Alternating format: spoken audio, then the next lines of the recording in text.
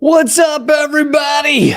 The Twitter files continue to drop bombs coming from Matt Taibbi, given to him by Elon Musk, who, he's a sociopath billionaire with a lot of issues. But in this regard, the fact that he's revealing how Twitter used to work is kind of enjoyable. It's fun to watch, you know? So this is you don't have to love Elon Musk to understand that it's beautiful to see these operations that we have been lied to about. Sorry for the multiple prepositions in a row. We've been lied to about for years, and in this case, it yet another. This is honestly this is like I'd say tent pole number 39 of Russiagate to collapse. Even though most people knew they were fake, Russiagate was fake. But this is yet another one. We finally see the documents. I got the documents. We finally see the documents. And sure enough, this one fucking all lies too. This is not just about Russiagate, the Twitter files. And these are newer ones. I know I did a segment on what had been revealed a week ago or 2 weeks ago. This just came out the other day. But yeah, we're gonna get into that. We're gonna get into what these files reveal about our intelligence agencies, their connection to Twitter. It continues to be pretty mind-blowing, even though many people, I think, assumed it. But still, there's a difference from assuming it and seeing it, knowing it. On top of that, you have even one of the biggest mainstream media outlets out there admitting, investigating, and revealing that police are using COVID-19 tech to expand global surveillance. I'm going to get into that, meaning the tracking tech, obviously, to track people outside of just what the tracking that was connected to COVID-19. And I know everybody must be shocked that our government would use tracking techniques that were supposed to be for good, that were supposed to help the peoples. And now they're being used to, track activists, track innocent people. Anyway, I'll be getting into that and more. So hang in there. Let's just fucking do this. Let's just fucking do it. All right. So these are files that Elon Musk, again, billionaire sociopath. That's not the point. But he's allowed access to certain reporters to reveal. So it's kind of a leak. It's kind of a leak, except that Elon Musk owns the thing, but kind of seems like a leak. So Matt Taibbi and other journalists have gone through these files, and here's the latest one that Taibbi is revealing, and it tells us something about Russiagate and other connections with the military-industrial complex. The intelligence complex. So he says, and again, I'm not covering everything Taibbi did because it's a lot, but I just highlighted some.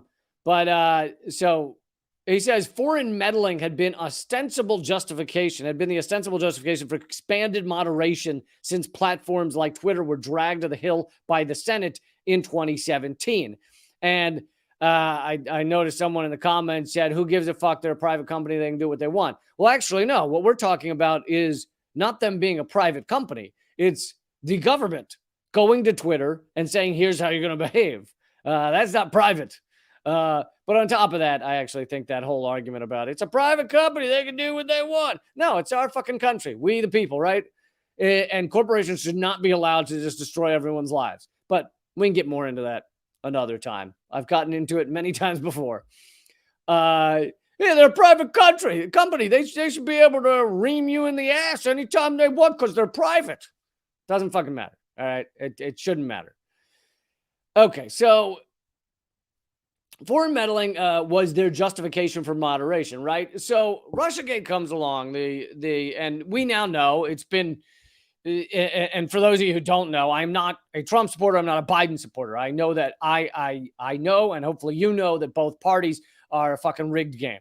So me not being a Trump supporter or a Biden supporter does not mean that I don't understand Russiagate was ridiculous and a hoax on every level. It really wasn't that hard to see if you have a functioning brainstem. You just kind of actually look at what the evidence is, as opposed to just listening to MSNBC go, oh my God, Russia hacked the elections.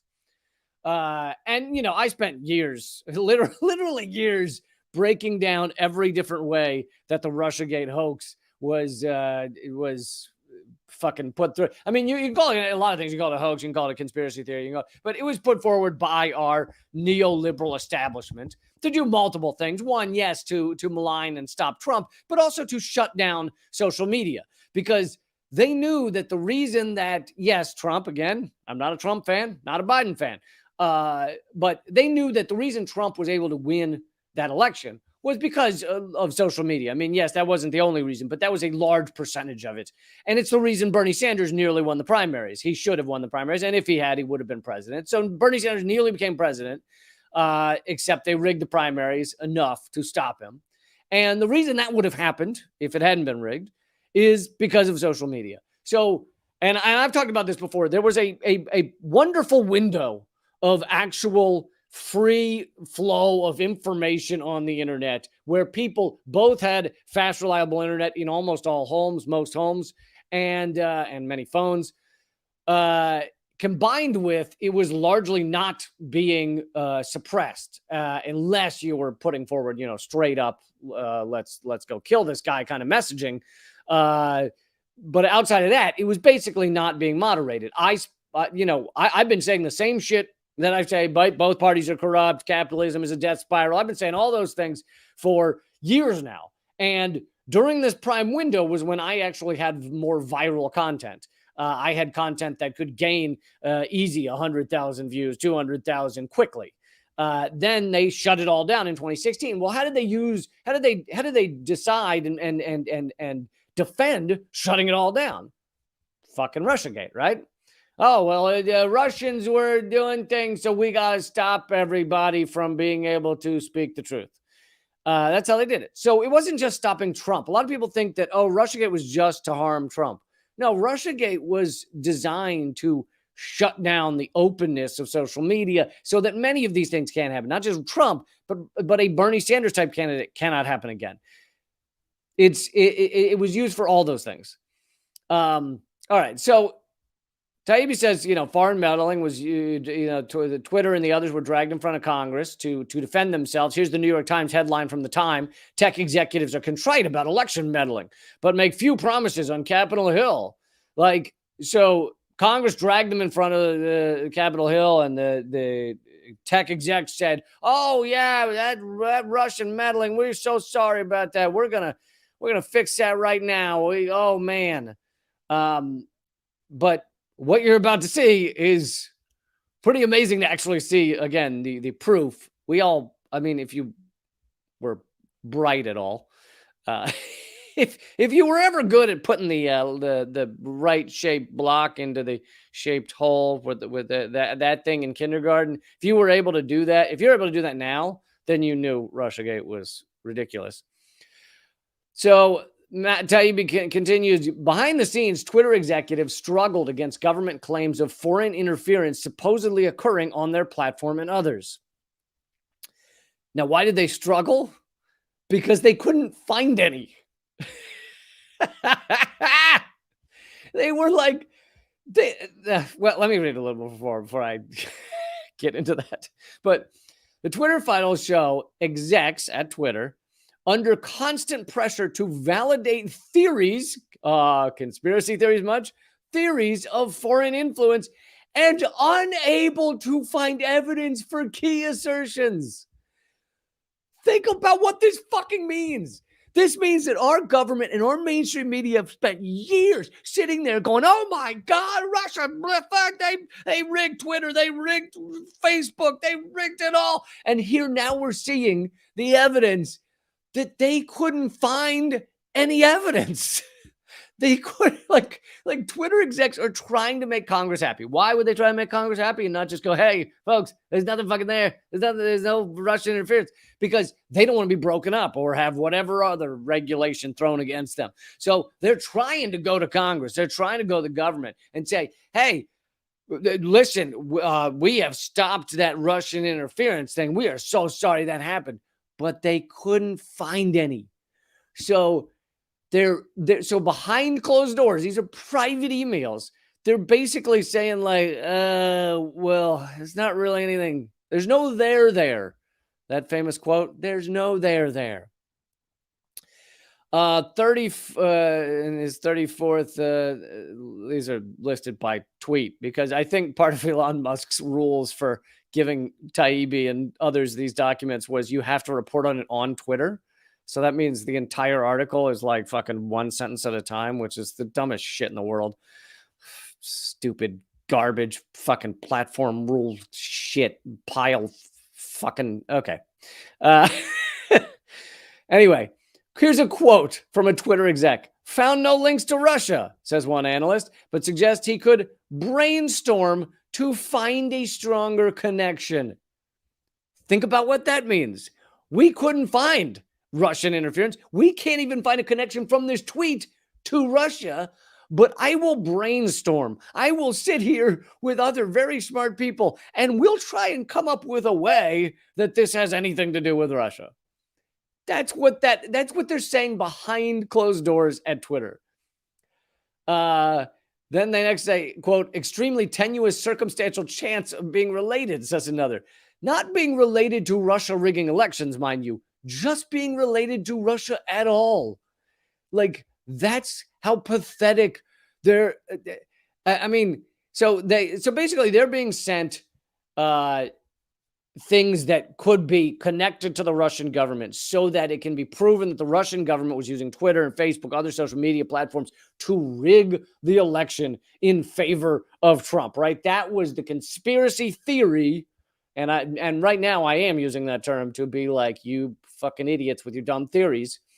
That was the conspiracy theory that the entire neoliberal and when I use neoliberal, I also mean neocons. They're one and the same. So anybody who hears me say neoliberal and think I only mean the Democrats, no. The neoliberal establishment includes most Republicans. So, but so they go to Twitter and they say, well, you know, the intelligence community says, oh, what about these tweets and these tweets? And so here Twitter is behind closed doors again. These are private emails saying, we looked into it, didn't find any exact naming matches and really any information to link Reddit accounts to any on-platform presence at Twitter. So I guess they must have been sent Reddit accounts that were promoting that were Russian promoting Trump, maybe something like that. And basically they were sent those Reddit accounts and said, if you can show that these people were tweeting about their Reddit profiles or posts, then that would be a connection to Russia. The government, the country, not even, they're still not saying Putin or something or the Kremlin did it. And then they say there was one account that has an incredibly tenuous circumstantial chance of being related. Holy shit. There is nothing of a nothing behind this. And you know, you also have to think about the fact that, like, even if at the end they had found some Russian connection, the fact that they were even doing this, sending stuff that had no connection to Russia and being like, what about this? Does this work? Can we pretend this has to do with Russia? Just the fact that they were doing that, why would you do that? Unless you were trying to create something. You're trying to create an idea of something. And that's not what our government is supposed to do, right? Try and create an idea of an election rigged by a foreign entity. Next, he says, no real matches using the info, unquote, says former trust and safety chief Yoel Roth in another case, noting some links were clearly Russian, but another was a house rental in South Carolina. By clearly Russian, he means clearly a Russian person. That doesn't mean it's the Russian government. So even if you found that there were a bunch of Russian tweeters, in order to say that it somehow rigged the election, you'd have to say that influence campaign was all connected. You have to prove that, and then was connected to the Russian government. None of that has been proven, even slightly. And here they are behind closed doors going, we fucking got nothing. We got nothing here. In another case, Roth concludes a series of Venezuelan. So then outside of just Russiagate, they're also banning other types of accounts. In another case, Roth concludes a series of Venezuelan pro-Maduro accounts are unrelated to Russia's Internet Research Agency. So, quick reminder, the Internet Research Agency was the company that the U.S. said, oh, here it is. Here's proof that Russia rigged the election. This Internet Research Agency, the IRA, not connected to Ireland, they're the proof that this happened. Now, what they were able to prove is that the IRA, Internet Research Agency, from St. Petersburg, had paid for a bunch of ads on Facebook. However, Facebook revealed in the days when this first was starting, and then they tried to cover it up, but the top ad executive at Facebook said that 56% of all those ads revealed were after the election. Okay, so you can't influence an election after it's happened. So 56% were after the election. Of the ones that were before the election, the average spent on each one was $3, which, if you know anything about Facebook boosting and posting, $3 will get you seen by roughly 0.01 people. $3 is nothing in Facebook money. So the average spend is $3. And then if you actually look at what the posts are, most of them do not clearly push for Trump or anything else. One of them's the photo of Bernie Sanders in a banana hammock. I don't know how that was going to make you vote for Trump. You see Bernie Sanders with his cock out, and you're like, I got to vote for Trump because that shit. Not clear on how that works. But so you take all of those things and you go, how does that prove Russia rigged this election? But then on top of that, the Mueller investigation, Mueller indicted 14 people from that troll farm, that clickbait farm in St. Petersburg, indicted 14 people, thinking that they were never going to come to America to fight those charges, so they could just be tried in absentia and found guilty of doing all this shit. Unfortunately, they hired lawyers in America, and once they had lawyers in court representing them, the judge threw it out because there was nothing there. So, or it was about to throw it out. And Mueller ultimately, on a Friday when no one was looking, dropped all the indictments. So Mueller couldn't even indict these people for what he said he was going to because he dropped all the indictments. So that's the Internet Research Agency. So obviously when they were coming to Facebook and saying, you guys, the IRA paid for all these ads that got Trump elected, they must have also been going to Twitter and saying, did the IRA do shit on Twitter? I bet they did. Oh my God, tell us about all the things they did on Twitter. But here's the Twitter exec concluding a series of Venezuelan pro-Maduro accounts are unrelated to Russia's IRA, Internet Research Agency, because they're too high volume and other reasons. But so basically they're trying to find connections to IRA. Then the Venezuelans, quote, were extremely high volume tweeters, pretty uncharacteristic of a lot of the other IRA activity, unquote. In a key email news that the State Department was making a wobbly public assertion of Russian influence, led an exec, the same one with the OGA past. OGA, he explains earlier, basically is the CIA. It's people don't want to say CIA in these documents, so they say the other government agency, OGA. So there's a Twitter exec who is former CIA, which that's always great to know. So a Twitter exec who's former CIA says, quote, in his private email, due to a lack of technical evidence on our end, I've generally left it be, waiting for more evidence. Our window on that is closing, given that the government partners are becoming more aggressive on attribution. So this is a former CIA guy working at Twitter saying, we've kind of done everything we can to try and find a connection to Russia, and we just can't find anything. And even though I'm former CIA, we just don't have much more we can make up here. Taibbi says, translation, more aggressive government partners had closed Twitter's window of independence. Other government agencies, meaning CIA, ended up sharing intelligence through the FBI, not just with Twitter, but with Yahoo, Twitch, Cloudflare, LinkedIn, even Wikimedia. Former CIA agent whistleblower John Kiriakou believes he recognizes the formatting of the reports as coming from the CIA. Many people wonder if internet platforms receive direction from intelligence agencies about moderation of foreign policy news stories. It appears Twitter did, in some cases, by way of FITF or the FBI. So this is proof that the CIA, at times at least, is directing Twitter as to what should be allowed on Twitter. And again, this is not a shock to those of us who, like me, saw all of our stuff being shadow banned, could barely get anyone to see our tweets. It's not shocking. I mean, it's probably seeing how this actually helps explain why I'm the most censored comedian in the world. Not in the world. Very much not in the world. In America. In other countries, there are comedians in prison, and I'm sure some have been assassinated. So, not in the world. In America, currently, but if this much interaction is going on between Twitter and the CIA and FBI, and they're literally just sending floods of lists of people who are pro-Maduro, which, God forbid, an elected president of Venezuela, oh my God, someone's pro-Maduro, pro-Cuba, it also says, oh, God forbid, a country that has socialism and zero homelessness and a better healthcare system than the United States and zero joblessness, zero unemployment, and God forbid you be pro-Cuba. That really is horrific.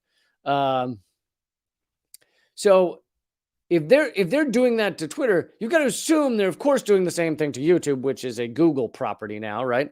So YouTube is Google. Google is our government. Google, even in the early days, was partially funded by In-Q-Tel, CIA's investment capital arm. So, of course, they're doing it to YouTube as well. And that would explain why my channel, was banned globally and why I've been suppressed even before we were banned globally. Really, the banning globally was just the final execution of a dying dog. I mean, they had shadow banned our channel into oblivion. So we put up a video and, like a 1,000 people would see it. So it was already hidden from view for most people. So it really, it was a sad diseased dog, and then they shot it in the head. But clearly, if this much interaction is going on between Twitter and the CIA, it seems you can just assume that the same amount is going on with YouTube, a Google arm. Let's see. One intel report lists accounts tied to Ukraine neo-Nazi propaganda. That includes assertion that Joe Biden helped orchestrate a coup in 2014 and put his son on the board of Burisma. So, again, those are not really conspiracy theories. I mean, yes, I suppose you could argue over the words "put his son." I mean, it's quite possible Burisma just hired Hunter Biden because they knew they could use his name to gain corrupt situations, which is what they did. I don't know how much Joe Biden had to actively put his son on the board of Burisma, an oil company in Ukraine. But Joe Biden did help make sure the prosecutor looking into Burisma in Ukraine was fired. But so this next part that I just read is saying that they're banning accounts simply for revealing what is true about connections between Ukrainian government and neo-Nazis, connections between Joe Biden and Hunter Biden and Burisma, the oil company in Ukraine. They're banning accounts for reporting true news here. And again, he talks a bunch about being anti-Ukraine. It could be enough to get you shadow banned or fully banned. But anti-Ukraine is defined as being revealing the truth about Ukraine, which is also an anti-war stance, right? The reason I've done videos about the neo-Nazis in Ukraine and about how much the U.S. helped create this proxy war which former CIA head Leon Panetta calls it a proxy war as well. The reason I do those is not because I'm anti-Ukraine or anti-Russia or pro-Ukraine or pro-Russia. I'm pro-peace. I'm opposed to people dying for this stupid shit. So they call it anti-Ukraine, but in fact, it's anti-US propaganda is what it is. And if you're anti-US propaganda, this is showing you could get shadow. You could have gotten shadow banned.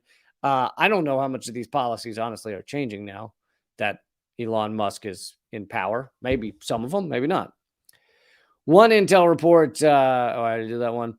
Another report asserts a list of accounts accusing Biden administration of corruption in vaccine distribution are part of a Russian influence campaign. So now, see, and that's ridiculous in multiple regards. Of course, the Biden administration is corrupt, just as all U.S. governments are nowadays. But on top of that, Twitter is accusing those people who accuse Biden administration of corruption. Twitter is saying, "Oh, that's a Russian influence campaign." Well, no, it's just people saying something. It doesn't have to be a Russian influence campaign to say Biden's corrupt. They're like, "Oh, must be Russia." That's what that is. Often intelligence came in the form of brief reports, followed by long lists of accounts simply deemed to be pro-Maduro, pro-Cuba, pro-Russia, etc., or anti-Ukraine. This one batch had over 1,000 accounts marked for digital execution. This is our CIA and our FBI sending Twitter thousands of accounts to be banned or shadow banned because they're pro-Maduro, pro-Cuba, pro-Russia, which could be just be anti-war. Unbelievable, and yet many of you go, "Oh yeah, I guess I knew that. I guess I had suspected that for a long time." One report says a site documenting purported rights abuses committed by Ukrainians is directed by Russian agents, when of course just damn it. How do I get out of that?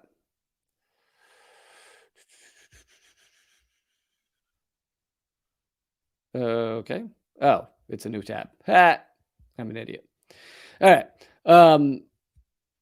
Which of course you could be giving the rights abuses of Ukrainian Nazis, and it doesn't make you a Russian agent. It just makes you someone who likes truth and facts and things. The intel about the shady origin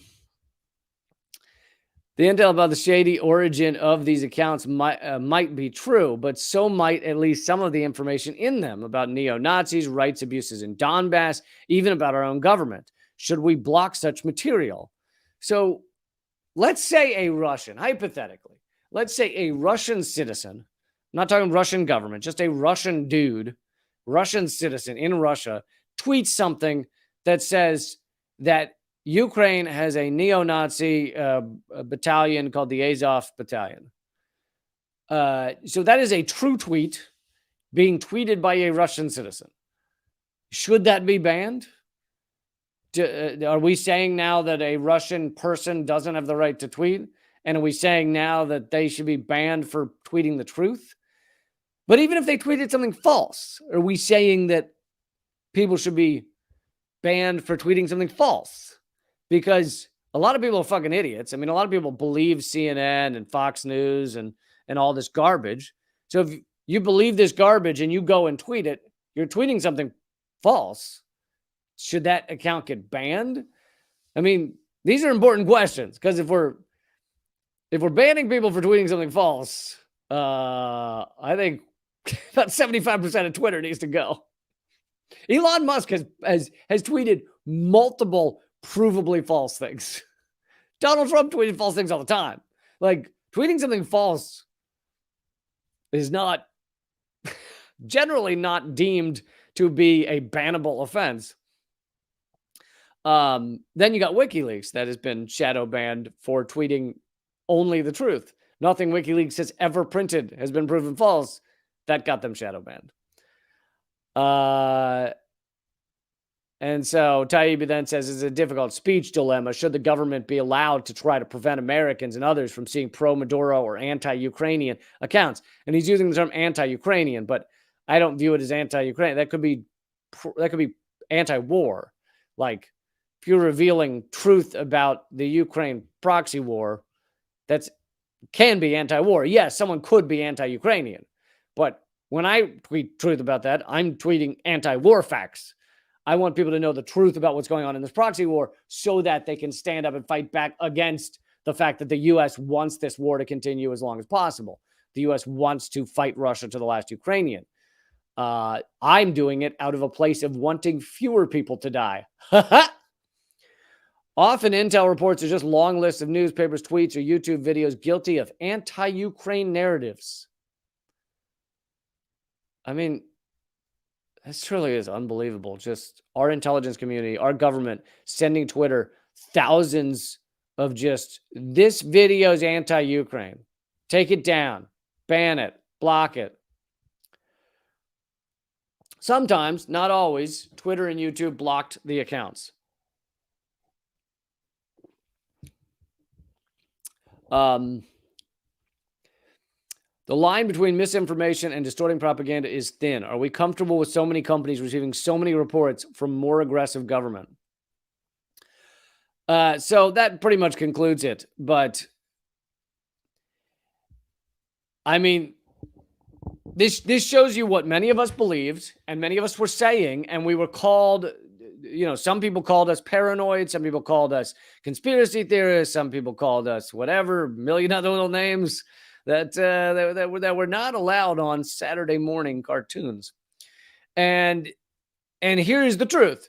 And yet again, I and so many other independent journalists are proven right when the facts finally come out, right?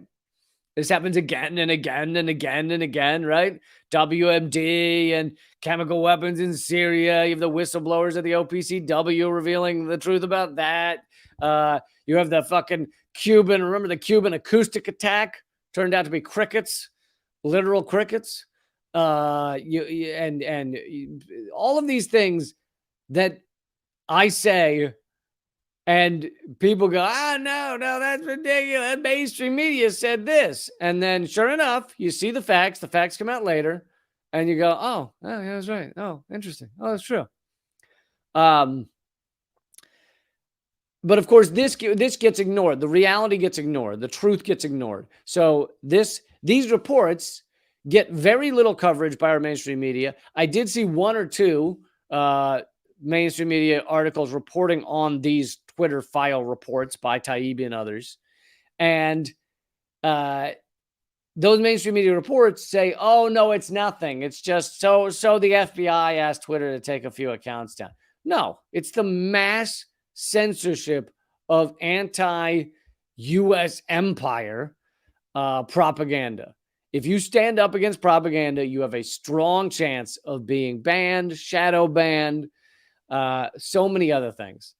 So, hopefully this stops at Twitter. I don't know that it will. I mean, we'll see what Musk does, but all right. I probably went too long on that one, but I'm about to get to the AP, the Associated Press, actually admitting that police are using COVID-19 tracking tech to track, for global surveillance, to track individuals unrelated to COVID-19. I'm about to get to that story. I just wanted to take a quick pause for a moment and say that we'll give you a little bit of a schedule. So obviously there's this live stream right now, but there will probably not be anything tomorrow. I will be live streaming on Wednesday and Friday per usual. Wednesday at rumble.com/LeeCamp, Friday at leecamp.net. And then the Saturday one will again not be happening because it's like New Year's Day or something. So no live stream Saturday.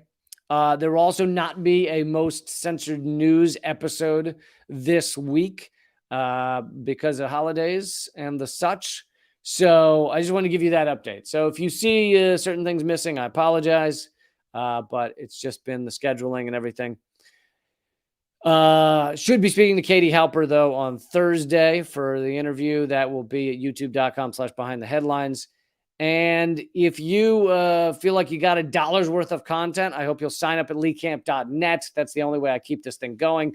Leecamp.net will forward you to my locals account. Also, if you're at Rumble, you can just click that red button that says locals. It's in your upper, I think, right-hand side of your screen. Just click that. It'll take you straight to my page, my locals page. And you can join it for free. So actually, if everybody would just do that to begin with, join it for free. You won't get all the content, but you'll get some of it. And I hope you'll do that so that I can keep this show going, keep my live streams going. And the other thing is right now it's $5 a month. It's come the new year, it's going to go up to $6 a month. So, but if you sign up right now, you will be kept at $5 a month. So sign up right now and save a bit. But yes, it'll soon be $6 a month starting in the new year. And yeah, let's move on. Let's keep it going.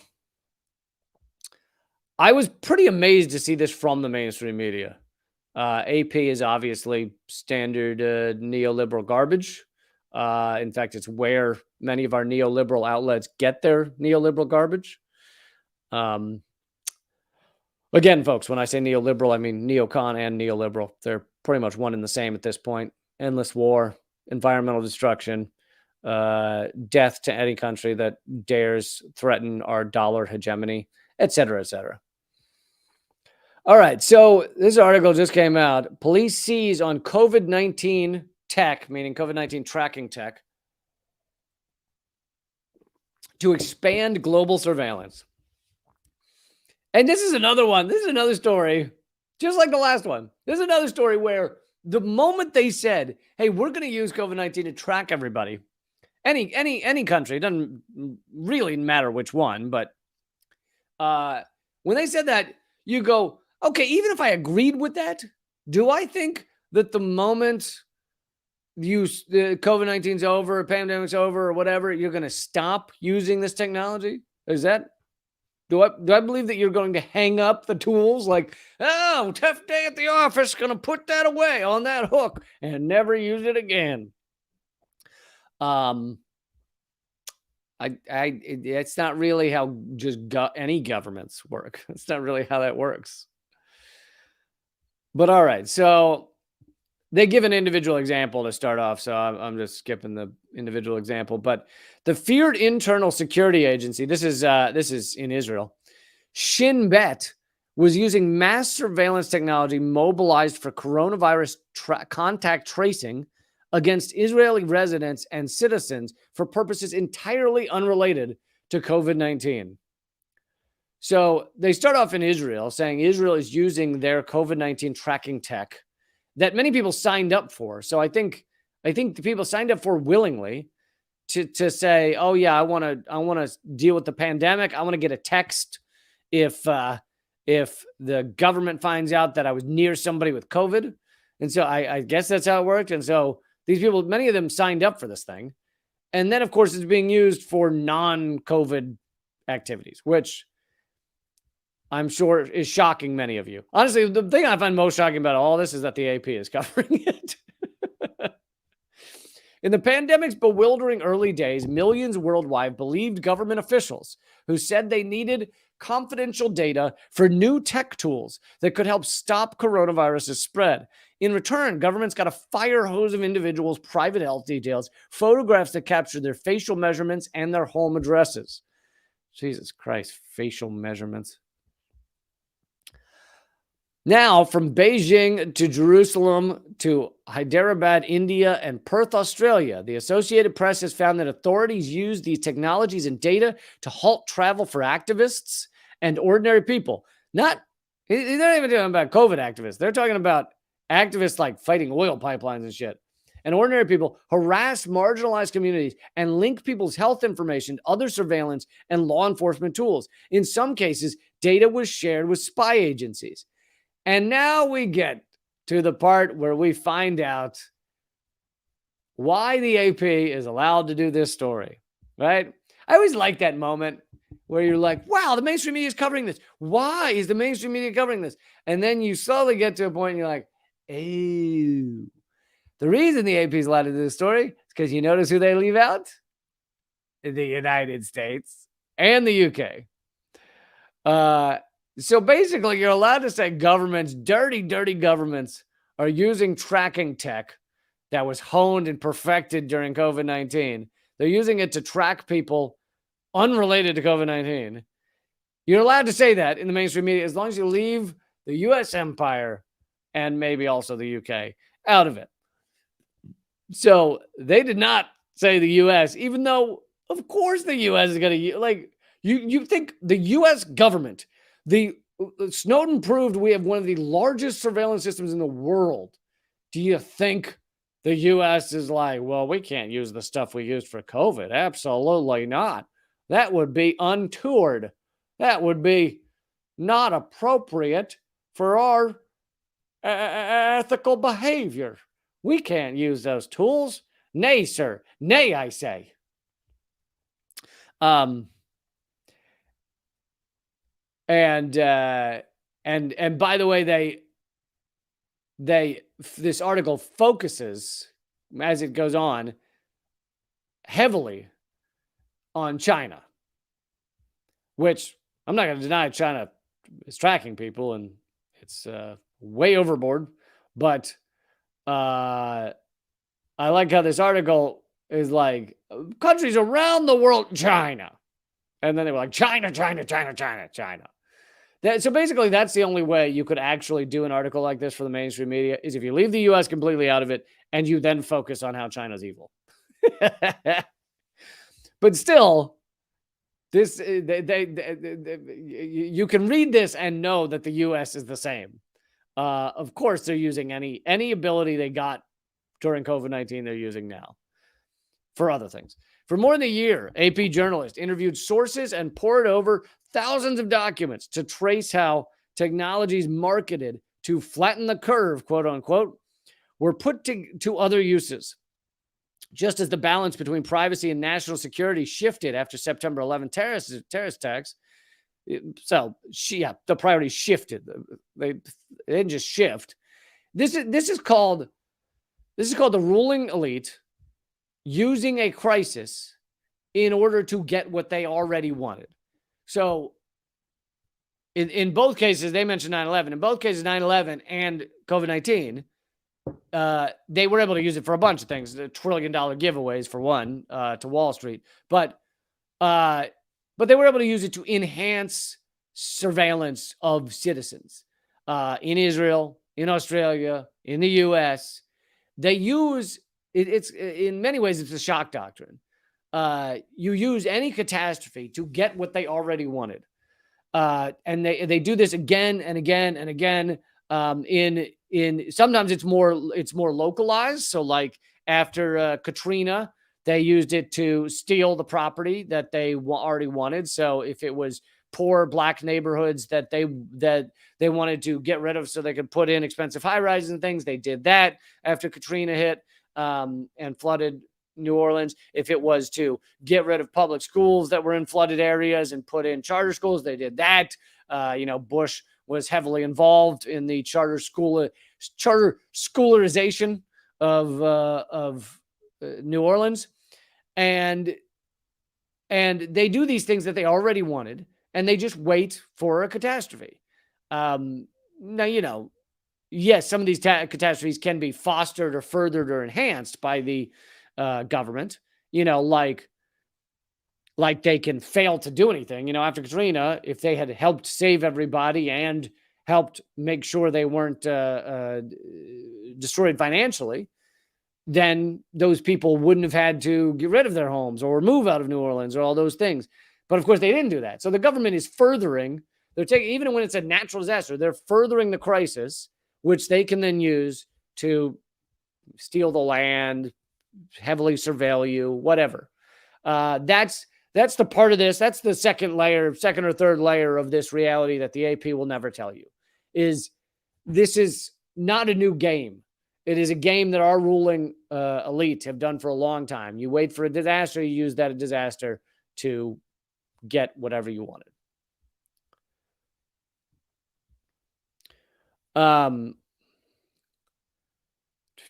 where was I? Any intervention that increases state power. This is a quote. So this is a quote from a senior researcher at the Toronto-based internet watchdog Citizen Lab. Any intervention that increases state power to monitor individuals has a long tail and is a ratcheting system. Once you get it, it is very unlikely it will ever go away. And that's true again and again and again. They never put away the tools that they grab. They never, as the unitary executive in the U.S. has grabbed more and more power, has one of them ever gotten in office and say, hey, I'm giving back that power. I shouldn't have it. For example, the power to have endless war. Technically, Congress is supposed to declare war. Technically. But Congress hasn't declared a war since, Vietnam? So they don't anymore. So the unitary executive, the president, has stolen that power to basically go to war and largely ignores Congress. Occasionally they'll have a vote on something, but for the most part ignores Congress. And did they ever give those powers back? No. They will never give back a power. Obama said they were going to, when the Snowden revelations came out, said, we're going to decrease surveillance. They never did. They claimed they cut down on this or that, but it was basically stuff they weren't using, stuff they didn't need anyway. They didn't decrease surveillance. So these powers are never given back. And this is a rare insight by mainstream media, proving, again, independent journalists right, mainstream media journalists wrong. And this happens constantly, that we are proven right, as I just went through with the Twitter files. We don't always have the proof. You can just know. You just know that when our government, which is a inverted totalitarian structure, is ruled by the corporate state, when our government says we need this power or that power, we want to search you at the airports or whatever, they're never going to give any of that back once the scary moment is over. Never. And so we knew this, but here it is. You have some reporting from a mainstream media outlet saying exactly what we said, except the reason they were able to write this report is they left the U.S. out of it. They say, it's just Australia and Israel and China. They're the only ones doing the tracking. But anyway, for those of you who've been trying to tell your friends, look, no matter your feelings on COVID-19 or anything, they're going to use the tech to surveil us, and they're going to use it for things other than COVID-19. If you've been trying to tell friends that and they've gone, that's ridiculous. Well, now you have a mainstream media article you can send them and say, I know you care that what the AP says, because the AP is neoliberal garbage. So I bet you'll care about this article. Well, now you have one you can send to them. All right, folks, the rest of this live streams at rumble.com/Lee Camp, rumble.com/Lee Camp. Should I say it one more time? Rumble.com/Lee Camp. I hope you will go over there and join me. It's completely free. You can be a part of the conversation and everything else. No, there's no paywall. However, I also hope that you will sign up at leecamp.net, which is my locals account. If you're already at Rumble, you just click that red button in the corner. It says locals, and that will take you straight to my page. Again, you can sign up for free. You just won't get the exclusive content, but you'll get a lot of stuff. So if you really don't have $1 a week, then sign up for free. It'll go up to $6 a month in the new year. So if you want, sign up now and you'll save that money. Also, anybody who signs up between now and the end of the year, I'm giving you a free digital copy of my book. Anybody who signs up as a paying member. So I'll give you a free digital copy of my book, Bullet Points and Punchlines, with an intro by Chris Hedges and a foreword by Jimmy Dore. And I hope you will check that out. So you'll get a free digital copy of that if you sign up as a paying member at leecamp.net before the end of the year. All right. The rest of this will be at rumble.com/Lee Camp. I'm going to get into U.S. life expectancy continues to go down, which says something about our government